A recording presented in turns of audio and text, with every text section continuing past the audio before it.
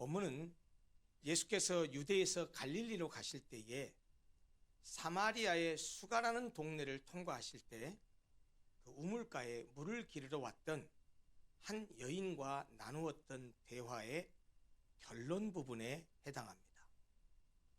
예수께서 이 우물가에 물을 기르러 왔던 사마리아 여인에게 먼저 말씀을 건네십니다. 나한테 물 좀 달라. 그렇게 해서 두 사람 사이에 대화가 시작됩니다. 처음에 여인이 그러죠. 당신은 유대인인데 왜 나 같은 사마리아 사람에게 물을 달라고 하세요?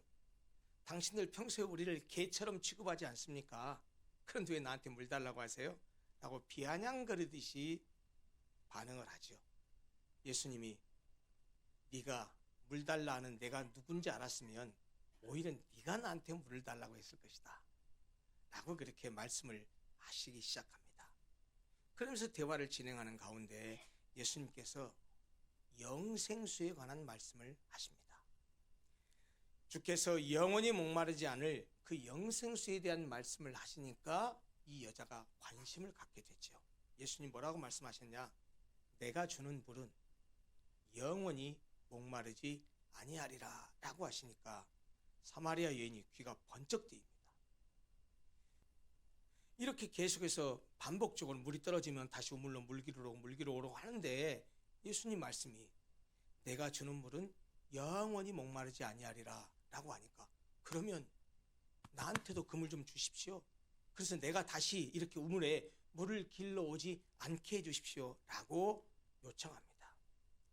이 사마리아 여인은 처음에 예수를 만났을 때는 그 예수님을 단순한 유대인 중에 한 사람으로 생각했었습니다. 그런데 대화를 계속하면서 그가 범상한 분이 아니라는 사실을 깨닫습니다. 나에게 이 물을 줘서 다시 물 길러 오지 않게 해주십시오라고 하니까 예수님이 대뜸 엉뚱한 말씀을 하시죠. 이 남편을 불러와라. 저에게는 남편이 없습니다. 그래, 네가 남편이 없다는 말이 맞다. 너에게 남편이 5이나 있었는데 지금 있는 사람도 네 남편 아니다. 깜짝 놀랐죠. 자기의 과거를 누가 말한 적도 없고 자기가 말한 적도 없는데 예수께서 자기의 과거를 다 알고 계신 겁니다. 이렇게 자신의 과거까지 훤히 들여다보심을 알고 이 사람이 범상한 사람이 아니구나라는 사실을 깨닫습니다. 뭐라고 말합니까? 내가 보니 당신은 선지자로소이다 라고 선지자라고 인식합니다. 그러고 나서 이 사마리아 여인이 예수님이 선지자라고 생각을 하고 평상시에 궁금점을 가지고 있었던 것을 질문합니다. 뭐라고 말하느냐? 이렇게 묻습니다. 우리 조상들은 이 산, 그녀가 말한 이 산은 구체적으로 그리심산을 말합니다. 우리 조상들은 이 산에서 예배를 했고 당신네 유대인들은 예배할 곳이 여기가 아니고 따로 있다고 합니다. 예루살렘이 있다고 합니다. 도대체 어디에서 예배를 드려야 합니까? 어디에서 드리는 예배가 온당한 예배입니까? 라고 물었습니다. 예수님이 대답이 무엇이었습니까? 어디에서 예배를 드리냐가 문제가 아니라고 대답하십니다.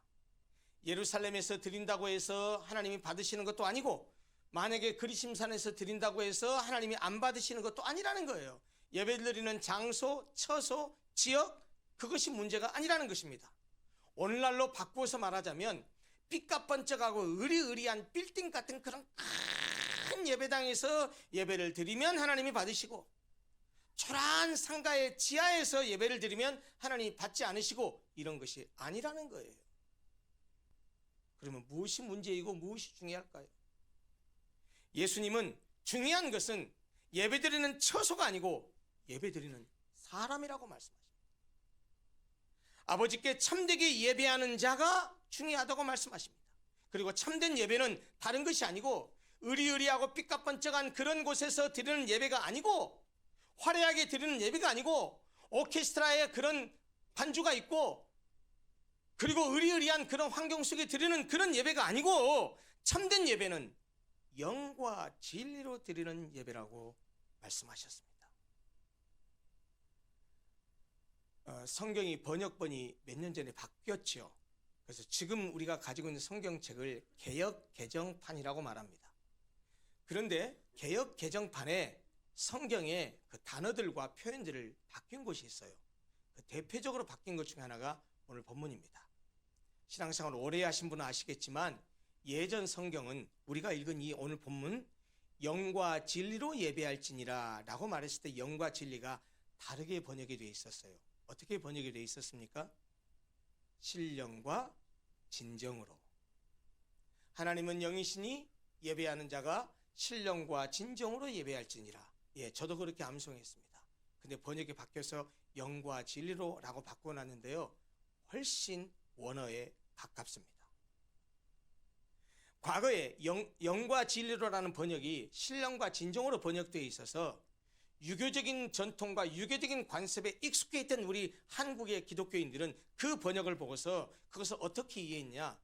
신령과 진정으로. 그러니까 여러분, 신령 그러면 딱 떠오르는 단어가 뭐세요? 예, 산신령. 산신령. 그리고 신령하다 그러면 어떤 이미지가 떠오릅니까? 목소리 딱 깔고 할렐루야 이렇게 얘기하고, 그리고 온몸무시 단정히 하고 몸가짐 단정히 하는, 그것을 신령하게 생각해서 신령과 진정으로 예배하라니까 예배드릴 때 엄숙하게 이렇게 생각하는 사람들이 많았습니다. 예, 그래서 그것을 경건하게, 그리고 진정으로, 그러니까 진실한 마음으로 이렇게 이해한 것이 대부분이었는데, 물론 그것이 잘못된 번역은 아닙니다. 잘못 오해한 것은 아닙니다. 그러나 이 영과 진리로 라고 하는 이 말씀, 예전 번역으로 신령과 진정으로 라고 했던 그 말씀이 단순히 경건한 자세와 진지하고 간절한 마음으로 드리는 예배만을 의미하는 것은 아닙니다.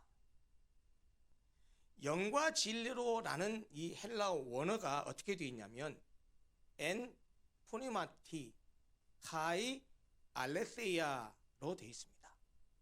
영어로 바꾸면 in spirit and truth로 바꿀 수 있습니다. 헬라어 n은 전치사입니다. 영어의 in에 해당합니다. 푸뉴마티의 원형은 푸뉴마고요. 카이는 영어로 말하면 접속사 and에 해당합니다. 알레세이아는 보통 진리로 번역합니다. 그런데 이 엔 푸니마티 카이 알레세이아를 지금 우리 성경에는 영과 진리로라고 번역을 했고, 예전 성경에는 신령과 진정으로 그렇게 번역한 겁니다. 그런데 아까 말씀드린 대로 영어로 번역한 이 헬라어 원어 푸뉴마티의 원형은 푸뉴마인데요, 이 푸뉴마는 보통 두 가지로 번역이 됩니다. 사람으로 지칭해서 얘기할 때는 영혼, 영어로 말하면 그냥 단순한 스피릿이시고요. 그 다음에 하나님에게도 지칭할 때 그 푸뉴마를 사용합니다. 성령 하나님. 그래서 대문자 S를 써서 스피릿이라고 하면 성령을 가리키죠.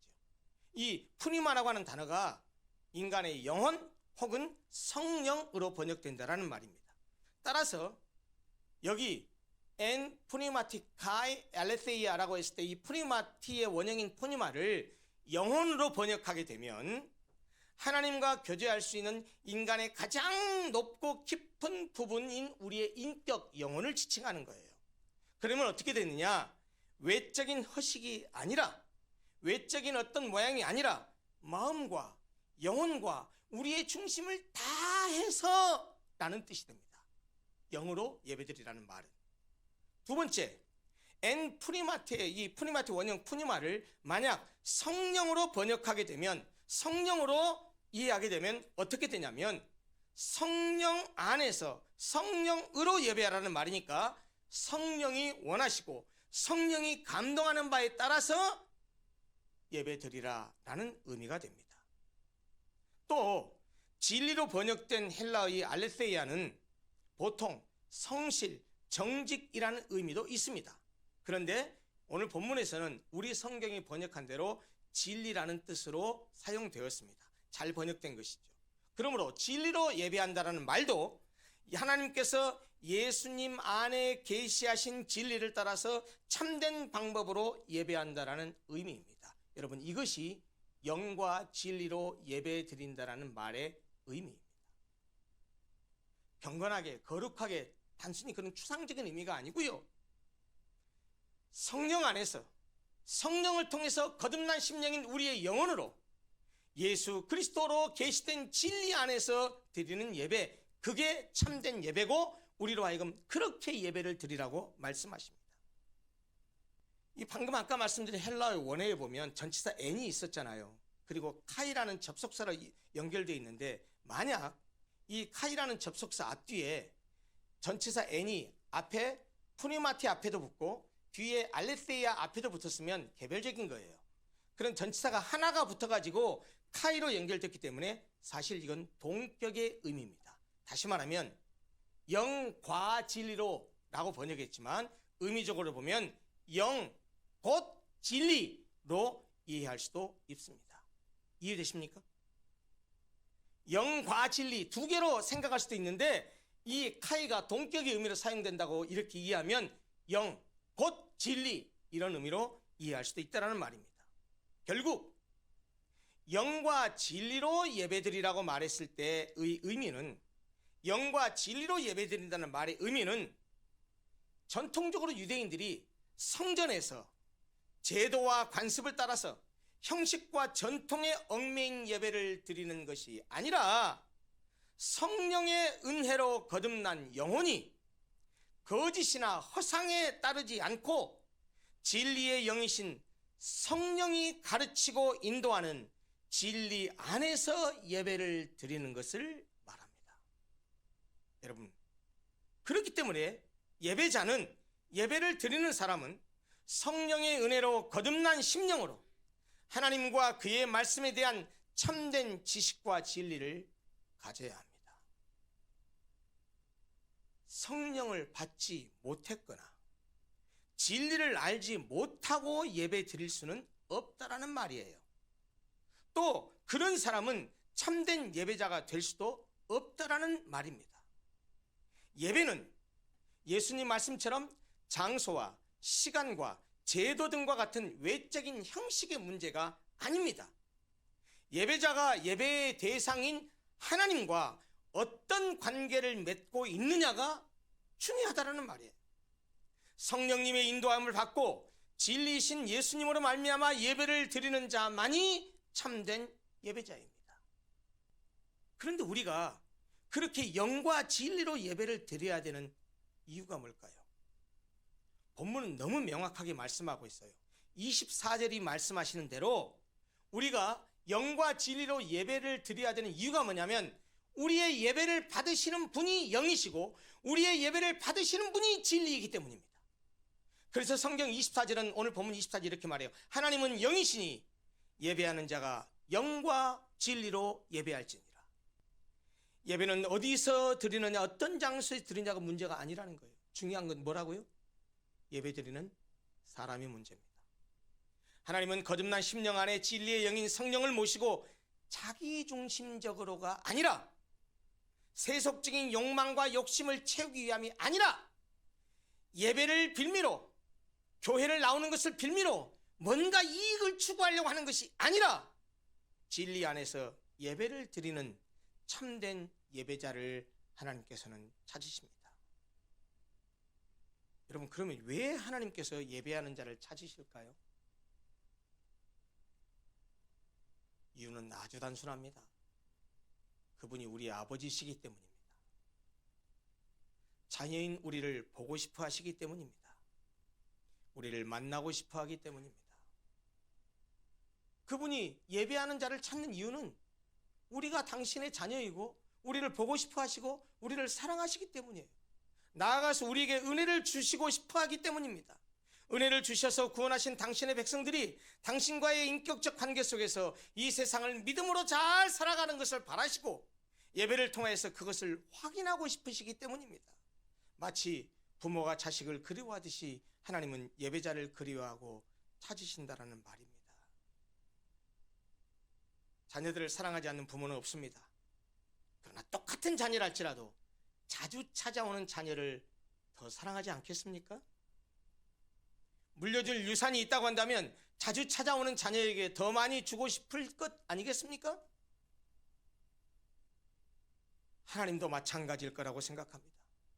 당신을 만나기 위해 자주 예배로 나오는 자들을 더 기뻐하시지 않으시겠습니까? 뭐 더 줄 것이 없나? 자주 찾아오는 자들을 위해서 그렇게 생각하지 않지 않겠습니까? 사실 우리 그리스도인에게는 예배가 생명입니다. 그리스도인은 예배를 통해서 하나님을 만나고 교통하며 예배를 통해서 영적인 생명력을 공급받아서 영적으로 살아갈 수 있기 때문에 그렇습니다. 그리스도인이 영적으로 살아있음을 가장 확실하게 확인할 수 있는 방법도 바로 예배입니다. 어떤 사람이요?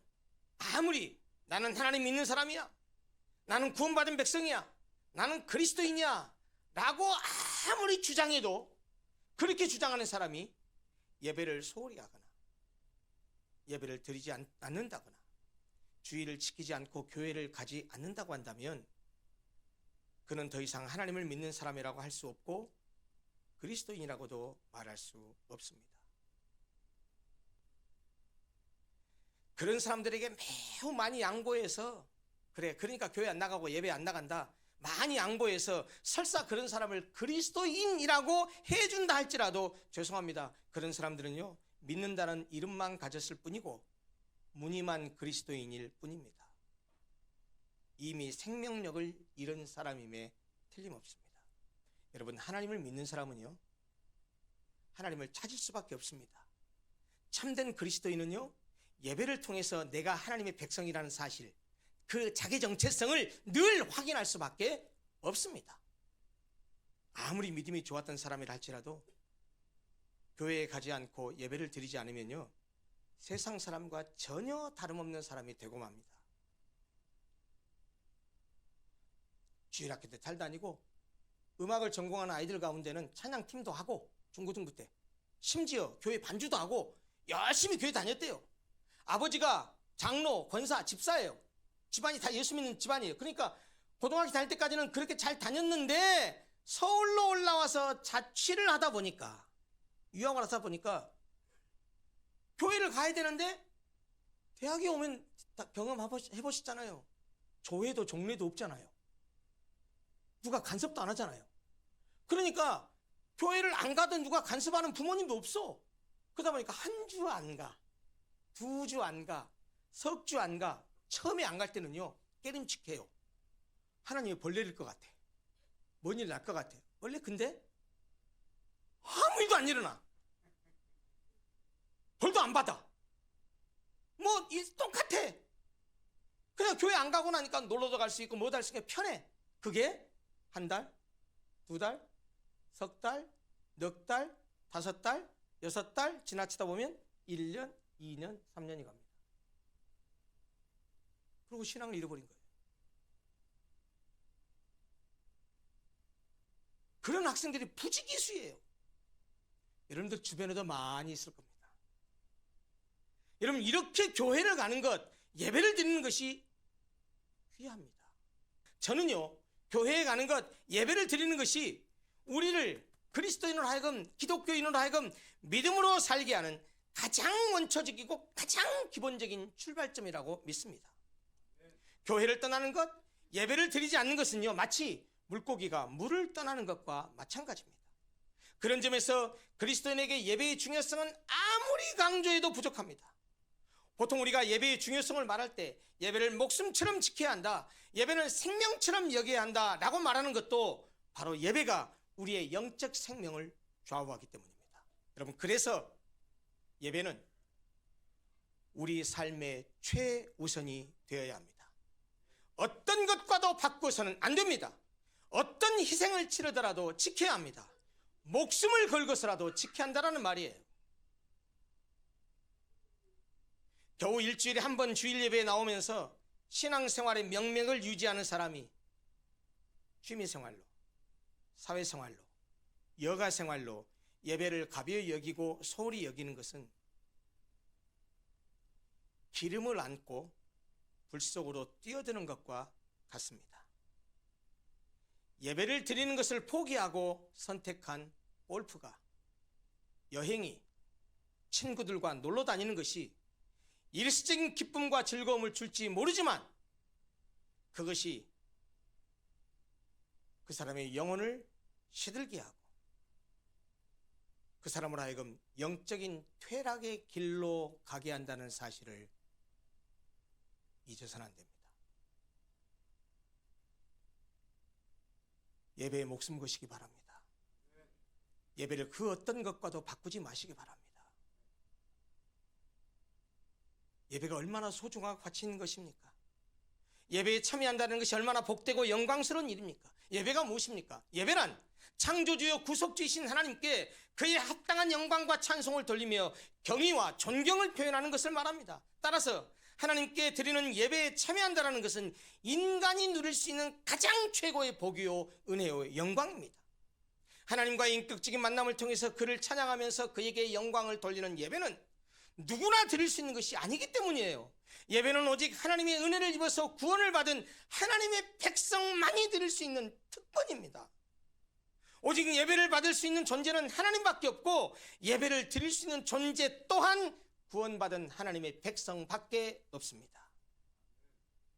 하나님은 예배를 통해서 우리와의 인격적인 만남을 허락해 주시고 그 만남을 통해서 우리에게 은혜를 주십니다. 여러분, 그것은 에덴 동산에서부터 시작됐어요.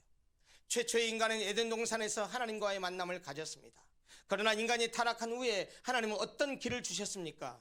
성전에서 사람들을 만나 주셨습니다. 성전에서 죄인들을 만나 주셨습니다.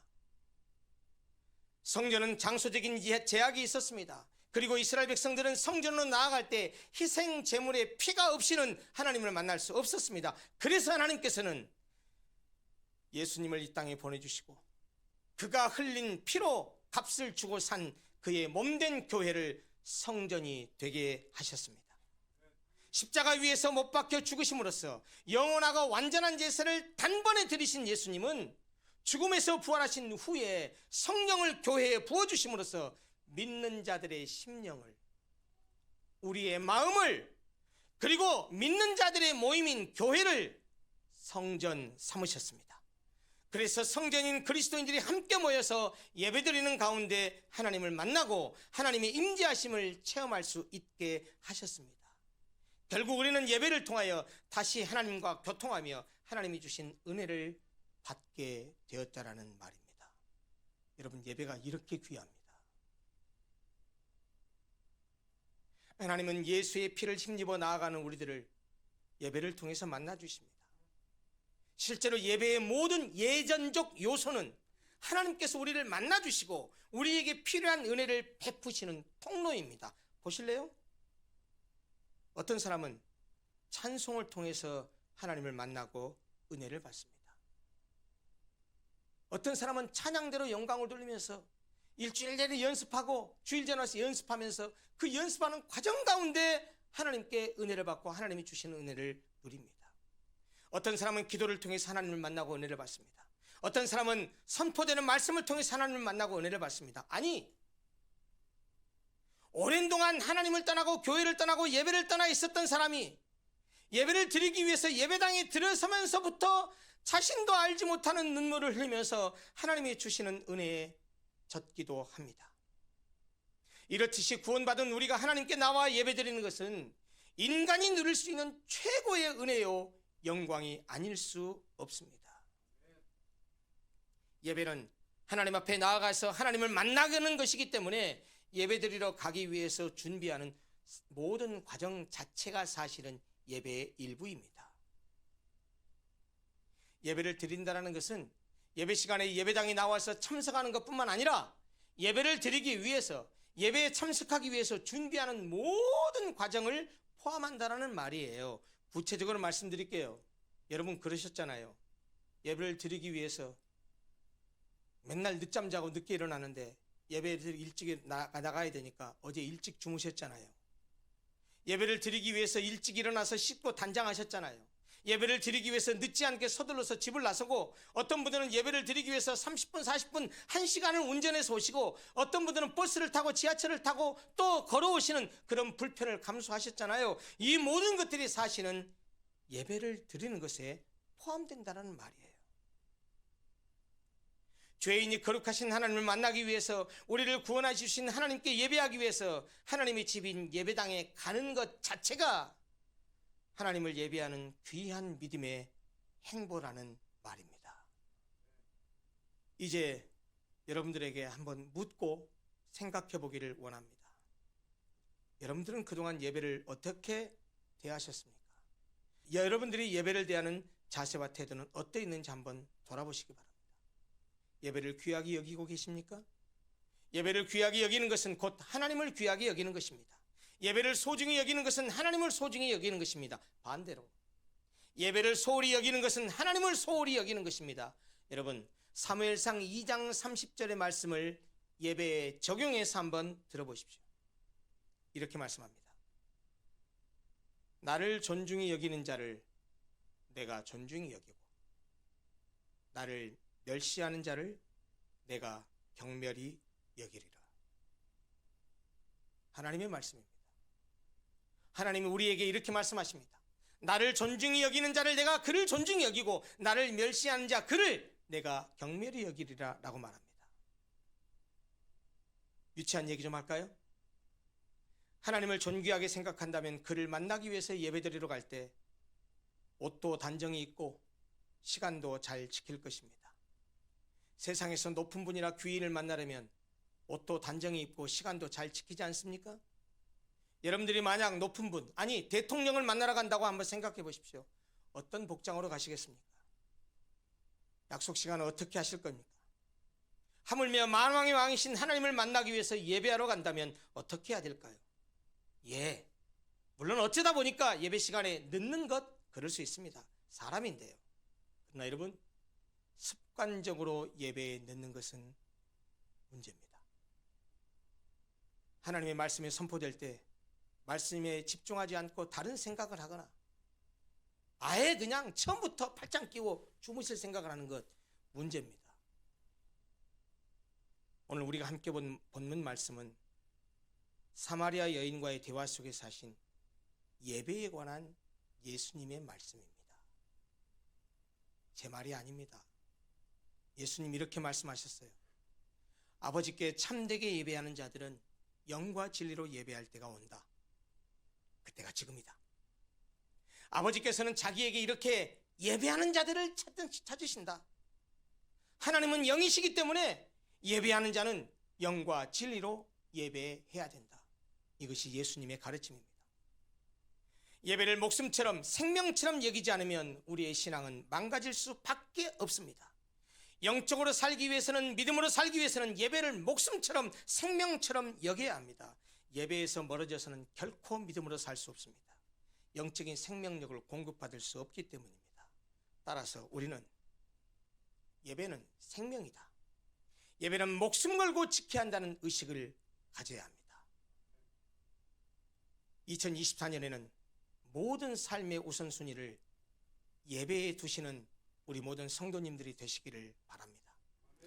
어떤 것도 예배와 바꾸지 마십시오. 그리고 예배의 자리에 나오실 때는 반드시 은혜를 사모하십시오. 하나님은 사모하는 영혼에게 응답하시고 사모하는 영혼을 채워주십니다. 예배를 통해서 주실 은혜를 사모하면 예배의 자리에 늦지 않게 달려나올 것입니다. 찬송도 뜨겁게 부를 것이고 기도도 간절하게 할 것이고 말씀도 귀를 쫑긋하고 경청하실 것입니다. 올해 2024년은 우리 모든 성도들이 그렇게 예배 드리시게 되기를 바랍니다. 예배에 대해서 오늘 본문이 가르쳐 주신 이런 자세와 태도로 예배를 모든 삶의 최우선 순위에 두고 예배를 목숨처럼 생명처럼 여기시고 성령과 진리 안에서 예배드리는 참된 예배자가 되시기를 간절히 바랍니다. 하나님은 그런 참된 예배자를 찾으십니다. 하나님은 바로 그런 참된 예배자를 기뻐하십니다. 사랑하는 성도 여러분, 우리 모두 참된 예배자가 되십시다. 기도하겠습니다.